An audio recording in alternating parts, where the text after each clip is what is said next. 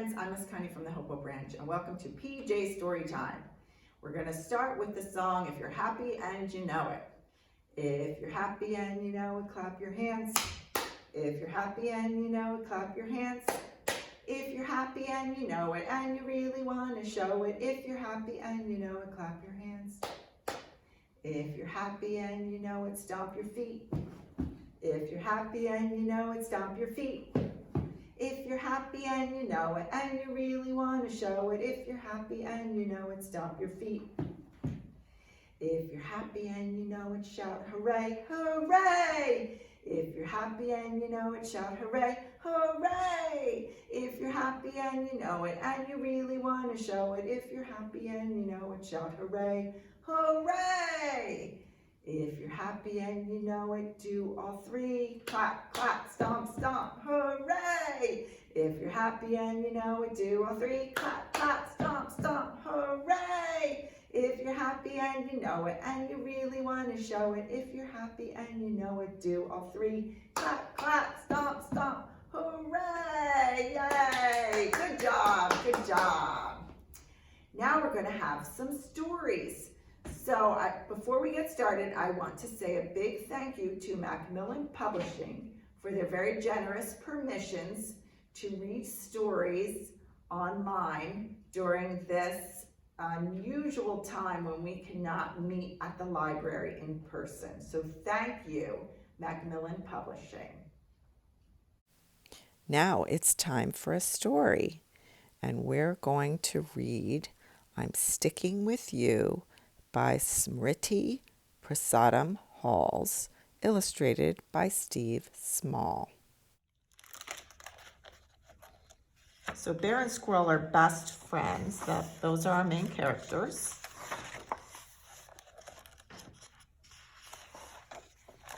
So here's our bear, and here's our squirrel. They each have a backpack. And you're going to see that whenever the print is darker, that's Bear speaking, and when it's a little bit lighter, it's Squirrel speaking. So Bear starts out talking. Wherever you're going, I'm going too. Whatever you're doing, I'm sticking with you. Whether you're grumpy or silly or mad, through good times and bad times, happy or sad. Let's go back real quick here because you can see whether you're grumpy. Look, the canoe with Big Bear in it is sinking, and Squirrel's got that little cloud over his head like he's not happy. And then Squirrel jumps ship because it's really sinking. And now Squirrel might be a little bit mad there because the whole canoe sunk. And then we're on a teeter-totter, and Big Bear sits down, see little Squirrel, and whoop, Squirrel gets shot into the sky. Now we have Bear pouring tea, and it says, whatever you're thinking, I am all ears. I'm ready to listen to all your ideas. But he pours the tea, and this says, crack. So he cracks Squirrel's cup, and Squirrel walks away a little mad again. You can see that little gray cloud. Ready to be there to help you along, even if sometimes it goes a bit wrong. So you can see Squirrel's house is on the tree limb, and Bear goes, achoo, and blows everything, the house and Squirrel, off the tree limb. Whatever you're doing, that is the plan. You may think I can't, but I bet you I can, because I will try things that I never would do. Never, that is, until you showed me to. Like peas in a pod, you and I fit. Like strawberries and cream, we are a hit. But you can see in this taxi, Bear is taking up all the room, and Squirrel is a little squished. And it looks like he's got those mad eyebrows. Whatever the game, I'm on your side. No mountain too tall, no river too wide. You can see Bear's down here. It's kind of dark. It's night out, and Squirrel's running into the igloo. We sit by the cliff top. We sit by the lake. We sit by the ice cap. I eat all the cake. Actually, Bear, I think I need to be on my own. If you don't mind, it's getting a bit crowded in here. There's barely any room. And you can see that's kind of true, right? The big igloo, but Bear takes up almost all the space, and Squirrel's shoved in the back corner here. But Bear's surprised. Really? Are you sure? Oh, okay then. And Bear leaves. Squirrel's left behind in the igloo. Ah, that feels better. Each thing in its place, all neat and tidy. There's so much more space. I can do what I fancy whenever I wish. Nothing's a squash and nothing's a squish. It's such a nice change to do things alone, whatever I want to, all on my own. I've got all I need. I don't need to share. Everything's perfect except...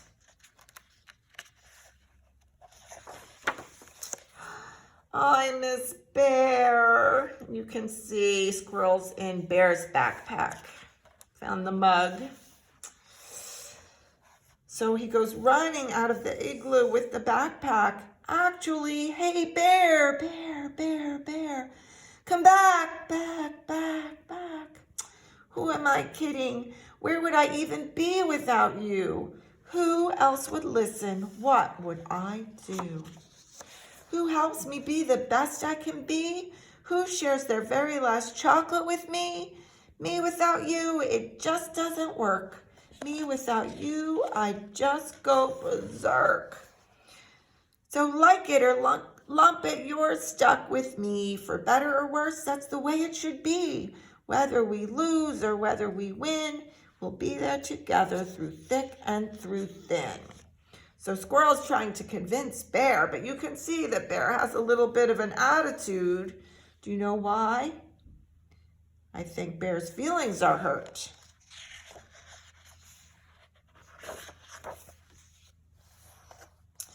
But after all that convincing, Bear says, and remember I told you, like, if the print is darker, it's Bear. If it's lighter, it's Squirrel.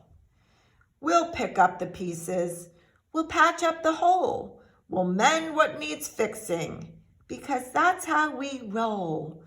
When we're stuck, we won't fall apart. I'm sorry, when we're unstuck, we won't fall apart. How could we ever? We're joined at the heart. We'll fit back together like bugs in a rug, like jam in a donut, like arms in a hug.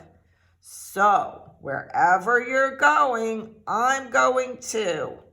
Whatever you're doing, I'm sticking like glue. And whether you like it or love it or not, we are a team. And I love you a lot. And that's the end. Next, we have a math rhyme with 5 strawberries. Okay, next we're going to do a little bit of math. We have a little rhyme and a bear, and we're going to count down. So the rhyme is called 5 strawberries. So we better check and make sure we have 5, right? 1, 2, 3, 4, 5. 5 strawberries. So we're good. We're going to get started. Here's our bear. He's going to help us with our rhyme. 5 red strawberries, sweet to the core. Bear came on 8 1. Uh-oh. Let's see. Bear came in 8 1. And then there were, how many are left? 5 minus 1 is 1, 2, 3, 4. Good job. Good job. Uh-oh, here's Bear again. 4 red strawberries growing near a tree. Bear came and ate one. Then there were, let's get the bear. Delicious. How many are left? 1, 2, 3. So we had 5 minus 2 bears eaten. That leaves 3. Here's Bear again. 3 red strawberries for you and you and you. Bear came and ate one. And then there were 2. 1, 2. Good job. 2 red strawberries sitting in the sun. Bear came and ate one. How many are left? 1. So that means 5 minus 4 equals 1. Good job. Here's Bear again. 1 red strawberry left all alone. Bear came and ate it. And then there were none. Good job. That was good math. It's time for another story. Bearnard's Book by Deborah Underwood, illustrated by Miss Connie.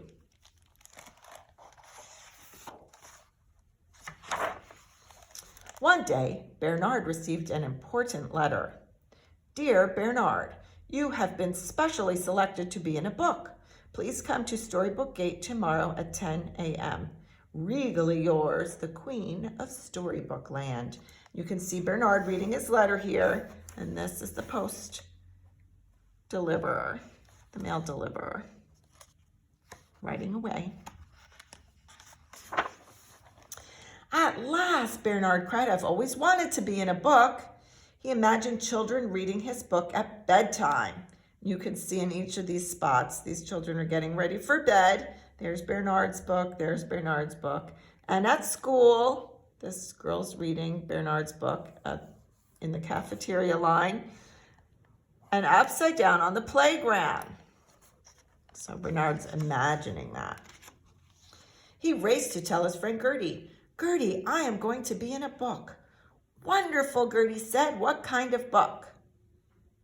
I don't know, Bearnard said. Maybe I will be a knight. Or an astronaut. Or Super Bear, Bearnard said. Whichever it is, I know you'll do a great job, said Gertie. Bearnard wanted to do a great job, so he decided to study some other bear books. He read a book about a bear who floated away in an umbrella. Oh dear, what if I need to float in my book, said Bearnard. I'm afraid of floating. He filled up his bathtub to practice.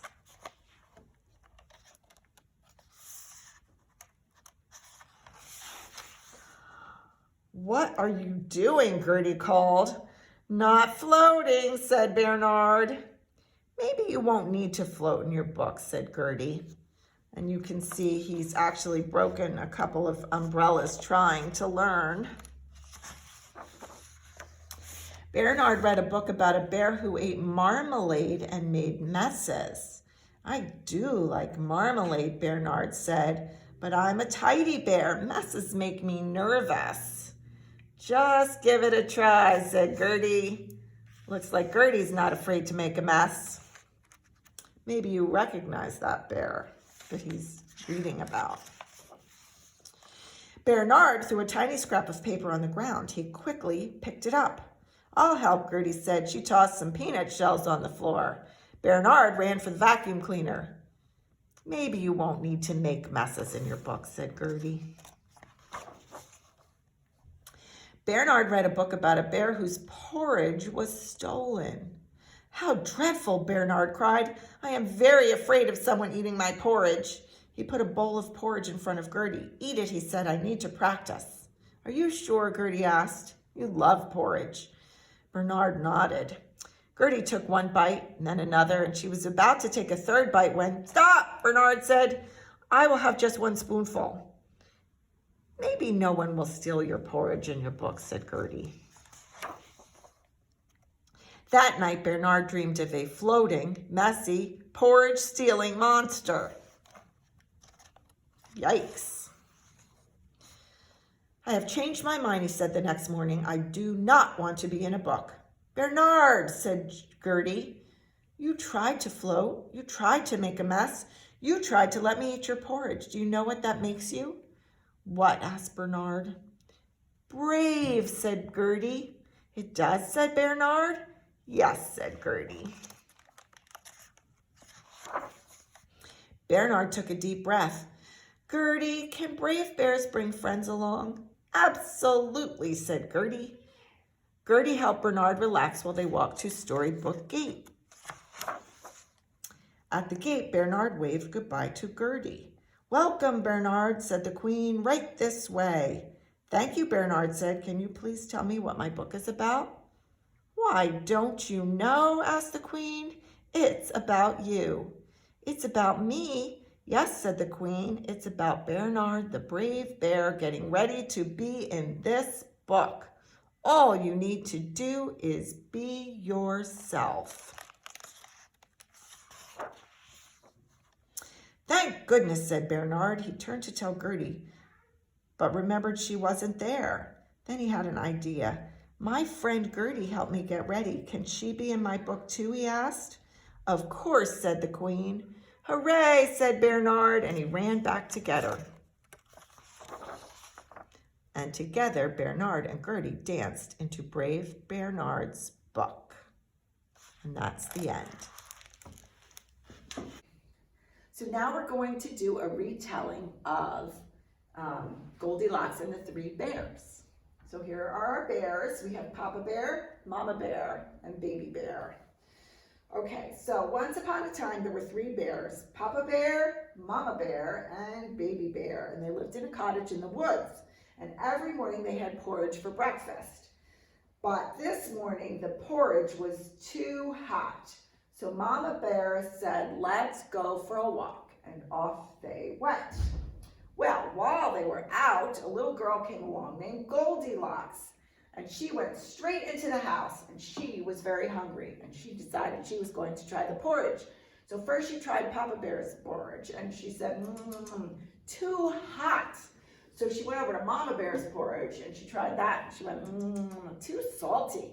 So she went over to Baby Bear's porridge, and she said, just right, and she ate it all up, and it was yummy. So then she decided she wanted to try a chair. So first she tried Papa Bear's chair, and she said, too hard. Then she went over to Mama Bear's chair, and she said, this chair is too soft. So she went to Baby Bear's chair, and she said, just right. But just as she sat down, crash, she broke the chair into bits. So by now she was tired, and she decided she was going to go upstairs and look around. So she went upstairs and she saw Papa Bear's bed, and she said, this bed's too high. So then she tried Mama Bear's bed, and she said, this bed is too lumpy.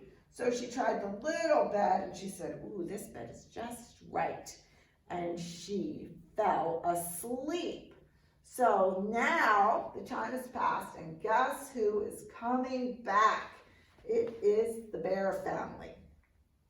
And they get there, and Papa Bear says, someone's been eating my porridge. And Mama Bear says, someone's been eating my porridge. And Baby Bear says, someone's been eating my porridge, and they ate it all up. Then they go into the family room, and Papa Bear says, someone's been sitting in my chair. And Mama Bear says, someone's been sitting in my chair. And Baby Bear says, somebody's been sitting in my chair, and they broke it. So then they go upstairs, and Papa Bear sees his bed, and he says, someone's been sleeping in my bed. And Mama Bear says, someone's been sleeping in my bed. And Baby Bear says, somebody's been sleeping in my bed, and she's still there. Well, this woke Goldilocks, and she saw the three bears, and she jumped out of bed and ran out of the house and out into the woods, and they never saw her again. The end. Thanks for joining me for PJ Storytime today, and I hope that you had a good time. I sure did. But the sun's going down and it's time for bed, and we're going to end our time with Twinkle, Twinkle, Little Star. You ready? Twinkle, twinkle, little star, how I wonder what you are. Up above the world so high, like a diamond in the sky. Twinkle, twinkle, little star, how I wonder what you are. Good night. Thank you again to Macmillan Publishing for your generous permission to read your stories. Have a good night.